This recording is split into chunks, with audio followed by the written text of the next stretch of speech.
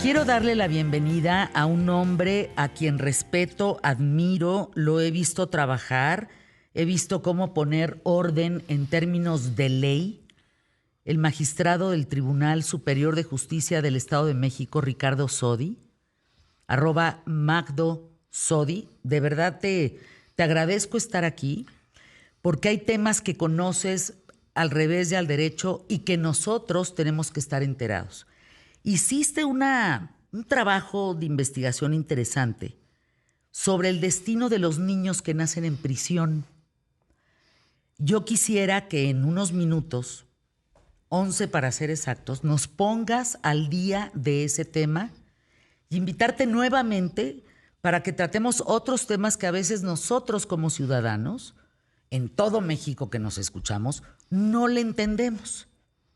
Y como te decía, pensamos que ya lo vimos todo y no hemos visto absolutamente nada. Ricardo Sodi, cuéntanos el tema de estos niños que nacen en prisión. Muchas gracias, Fernanda, por la invitación, que de verdad me halaga, me honra estar aquí en tu programa. En el tribunal observamos, desde el Consejo de la Judicatura, muchas solicitudes de madres que no querían ser trasladadas a los centros de reclusión donde había instalaciones para niños, o de niños que tenían que ser separados de sus madres a los 3 años, y estos niños habían nacido en prisión. Es decir, la madre había sido detenida, privada de su libertad, estando embarazada o se había embarazado ya en prisión, con las visitas íntimas a las que tienen derecho, y los niños nacían en prisión. Y había una regla que no encontrábamos el sentido de esa regla. A los 3 años hay que separar al niño de la madre, lo cual me parecía de entrada una gran crueldad. Entonces decidimos hacer una investigación con datos fácticos y en una alianza entre la Universidad Autónoma del Estado de México y el Tribunal Superior de Justicia del Estado de México fundamos una cátedra de investigación con el único propósito de desarrollar información empírica, datos duros, psicológicos, jurídicos, técnicos, de trabajo social, para determinar cómo podemos ayudar más a los niños que nacen en prisión, que además son víctimas inocentes de las venganzas internas, de las cuestiones de sus padres y de las circunstancias que los llevaron a vivir en esa circunstancia. Y le pusimos como la frase de Sigmund Freud: infancia es destino. Estudio sobre los niños que nacen estando sus padres, inclusive ambos padres, en reclusión. Entonces nos dimos a la tarea de hacer una investigación, primero, histórica. ¿Cuántos niños que nacieron en prisión y que tenemos registro, después de adultos, regresan ya pero como delincuentes? Y nos sorprendió encontrar que cerca del 60% de los niños que habían nacido en prisión, sus entornos los hacían delinquir y regresar ya como adultos a ser procesados y a estar privados de su libertad, lo cual es un dato que a mí me impactó muchísimo. 60%, Ricardo Sodi, ¡qué 60%, locura! Y entonces eso nos da cuenta de que efectivamente infancia es destino. Están predestinados, incluso sienten el lugar cómodo, lo sienten pues su casa, eventualmente lo conocieron de niños, volvieron a ver a sus padres que estaban en prisión, no les impacta la prisión y obviamente los ambientes sociales desfavorables pues los llevan a las conductas delictuosas. Debemos de partir de la base que el hombre debe ser considerado esencialmente bueno. El problema son las faltas de oportunidad. Esa conclusión también llegamos, porque muchos niños, al momento de ser separados de sus padres, no tienen redes familiares de apoyo. Es otra investigación que encontramos. Y los centros, obviamente, estatales para atender a los niños que no tienen las casas hogar, pues tampoco son precisamente lo más indicado. Y lo hacen con mucha dignidad y mucho cuidado, y en el Estado de México lo hacen muy bien, tenemos instalaciones muy buenas, pero no es lo mismo. No es lo mismo, claro, porque no sus redes familiares no tienen redes de apoyo. Entonces, los primeros datos duros fueron muy impresionantes. Te descalabran. Segundo, ¿por qué separar a la madre de un niño a los 3 años? Me parece una crueldad, porque a los 3 años es terrible. Yo tengo un nieto que va a cumplir 3 años, ya participa, ya platica, ya reconoce, evidentemente es un miembro más de la familia. Ahora, imagino separarlo de su madre, separarlo de su núcleo, se me hace una crueldad. Porque ya son niños que saben, que conocen, que perciben, que sienten.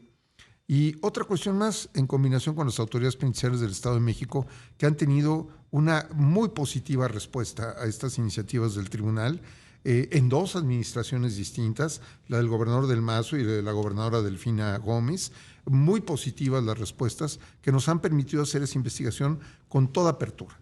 Inclusive hay instalaciones penitenciarias que se han preocupado por hacerlas bonitas, hacerlas adecuadas, amigables a los niños, porque hay una cuestión que se notaba: los niños o las personas privadas de su libertad padecen después de daltonismo, porque solamente solo ven gris, negro, blanco, gris, negro, blanco, y los niños tienen que ver un entorno de colores.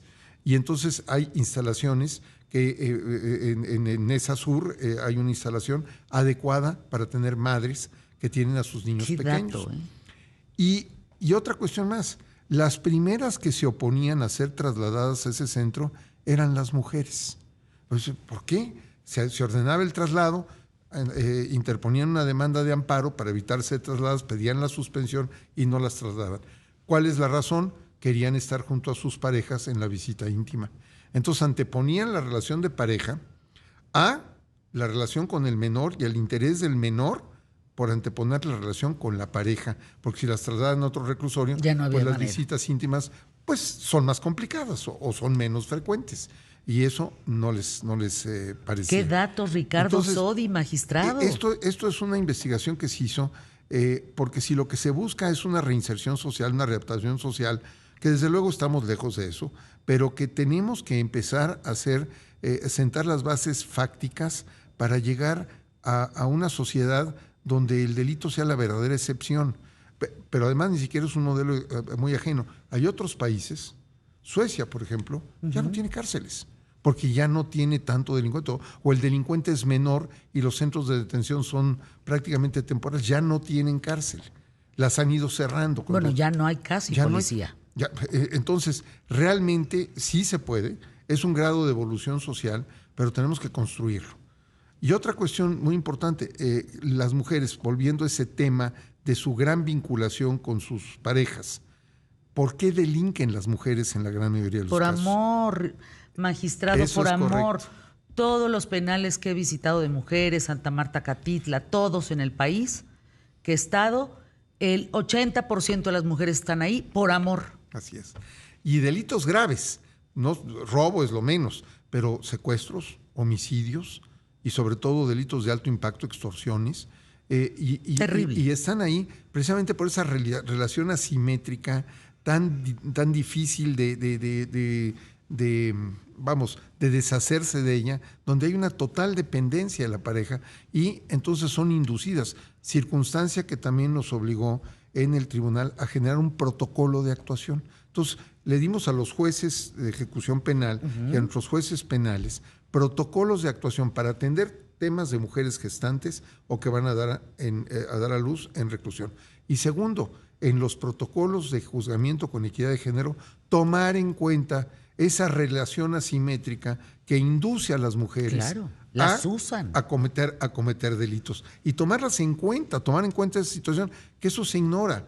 Hemos tenido casos donde se ha otorgado la amnistía a mujeres del Estado de México, ya durante mi gestión como presidente, porque detectamos que había precisamente ese sometimiento, ese abuso de la pareja hacia la mujer y que delinquían precisamente por esa... ¿En el nombre del amor? En el nombre o en esa subordinación y dependencia que tenían, y eso no era tomado en cuenta para juzgarlas. Y creo que es justo, correcto y razonable tomarlo en cuenta, porque no tiene un libre albedrío la mujer para tomar una decisión, sino que está, desde luego, condicionada a hacerlo por esa relación sentimental que tiene. Hay casos terribles, Ricardo Sodi, magistrado del Tribunal Superior de Justicia del Estado de México.